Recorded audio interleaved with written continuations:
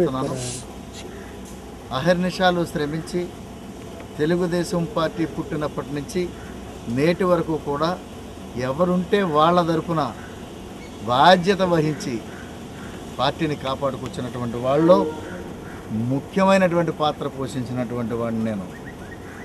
అలాంటి వాడిని సర్వేలని అవని ఇవని మరి మా నాయకుడు ఆలోచించుకుంటే చేసిన సర్వేలు కరెక్ట్గానే చేశాడు, కానీ 87% సైతం వచ్చిన నాకు ఎందుకు సీట్ ఇవ్వలేకపోయారని చెప్పేసి నేను బాధపడుతున్నాను.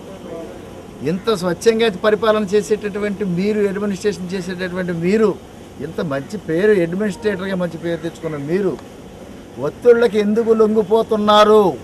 ఒక్కసారి ఆలోచించమని అడుగుతున్నాను. ఎందుకు లొంగిపోవాల్సిన పరిస్థితి వస్తుంది? కష్టపడే వాళ్ళని కష్టపడేలా చూడండి, కష్టపడినటువంటి వాళ్ళకి కష్టపడినట్టు చూడండి. లాబియింగ్ అనేది మాత్రం మానేయండి. గరికపాటి రామమోహన్ ఎవడతను వచ్చి ఇక్కడ మాకు రాజకీయం చేస్తాడా? ఆ తెలంగాణ వాడికి ఆంధ్రాలో పని ఏంటని చెప్పేసి నేను అడుగుతున్నాను. ఎందుకు అతను కలగ చేసుకోవడం? అతను మా జీవితాలతో అతను ఆడుకుంటాడా? అతనికి నచ్చితే టికెట్ వస్తుంది, నచ్చకపోతే టికెట్ రాదా? ఇక్కడ క్యాస్ట్ బిల్లింగ్ తీసుకొచ్చి చౌదరీస్ అందరినీ కూడా ఒక రకమైనటువంటి బాటలో నడిపింది నువ్వు కదా. నేనే ఇక్కడ ఎమ్మెల్యేగా ఉంటే నన్ను వీళ్ళు ఎవరో ఇక్కడ లెక్క చేయకపోతే నేరుగా నువ్వుతో మాట్లాడితే, నువ్వు తీసుకెళ్ళి నాయకుడితో మాట్లాడిస్తే మాలాంటి వాళ్ళని ఎదవలగా చూడకుండా ఎందుకు చూస్తారు చెప్పండి? తప్పు చేసింది మీరు, శిక్ష అనిపించేది మేమా?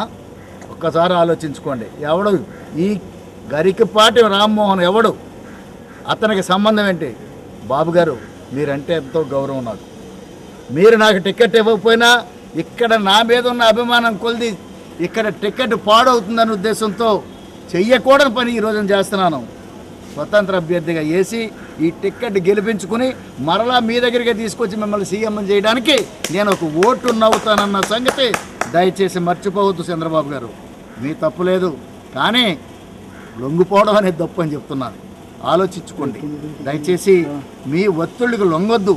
మీరు నిజమైనటువంటి అడ్మినిస్ట్రేటర్ అనిపించుకోవాలనుకున్నప్పుడు పద్ధతిలో వీళ్ళెవ్వరిని పక్కన పెట్టండి. ఈ లాబీలు చేసేటటువంటి వాళ్ళందరినీ పక్కన పెట్టండి. మిమ్మల్ని తప్పుడు అడుగులో పెట్టేస్తున్నారు.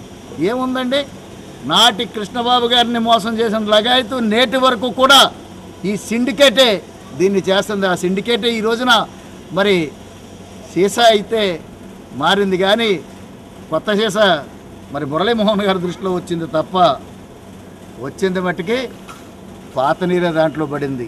ఆ పాత నీరే ఈ సిండికేటు. వాళ్ళ మాటలకి లొంగిపోయినటువంటి మురళీమోహన్ గారు నన్ను ఒక దళితుడిని కూడా చూడకుండా అష్ట కష్టాలు పెట్టా. ఒక్క మాట నిలకడ లేదు నీ దగ్గర, ఒక్క మాట కూడా నిలకడలేదు. నా వల్ల నువ్వు ఓడిపోతానన్నావు కదా, నా వల్లే నువ్వు నిజంగా ఓడిపోతున్నావు. ఈ రోజున నేను ఛాలెంజ్ చేసి చెప్తున్నా, నువ్వు నిజంగానే ఈ రోజున ఓడిపోతావు మురళీమోహన్ గారు.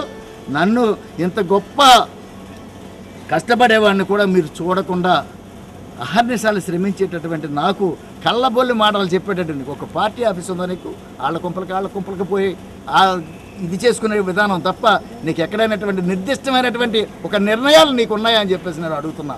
నేను పోటీ చేస్తే నువ్వు ఓడిపోతానని చెప్పి నన్ను కావాలని వచ్చినటువంటి సీటుని పాడు చేసింది నువ్వు గరికపాటి రామ్మోహన్ గారు. నా దేవుడు చంద్రబాబు మంచివాడే అయినా అందుకునే నేను ఇంకా ఈ రోజున ఆయన్ని పల్లెత్తి మాట కూడా నేను మాట్లాడలేకపోతున్నాను. ఖచ్చితంగా నా సీటు గెలిపించుకుంటాను, పట్టుకెళ్ళి తీసుకొస్తాను. కానీ మీరు గెలుస్తారా లేదో ఒక్కసారి ఆలోచించుకోండి. మీరు గెలుస్తారో లేదో మురళీమోహన్ గారు మీకే చెప్తున్నా.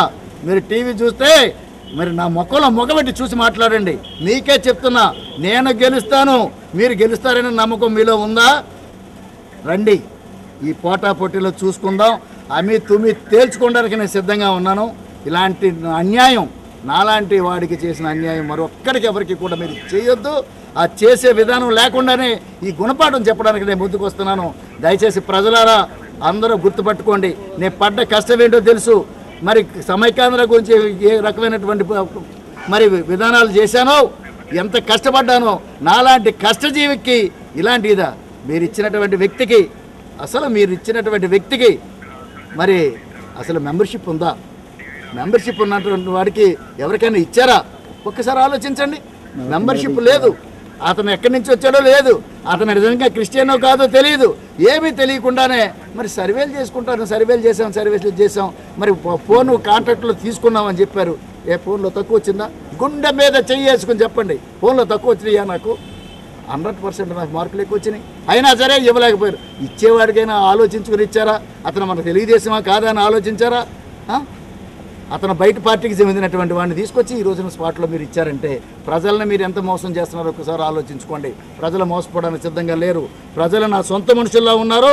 ఖచ్చితంగా గెలుస్తాను, గెలిచి వచ్చి ఆ సీట్ పట్టుకుని చంద్రబాబుని సీఎం చేయడానికి ఓటేస్తానని చెప్పి మరి ఈ ప్రకారంగా నేను తెలియజేసుకుంటూ, దయచేసి ప్రజలు గమనించి కష్టపడినటువంటి నన్ను గుర్తించమని చెప్పేసి మనస్ఫూర్తిగా కోరుకుంటూ మీ అందరికీ నామినేషన్ వేసిన శుభ సందర్భం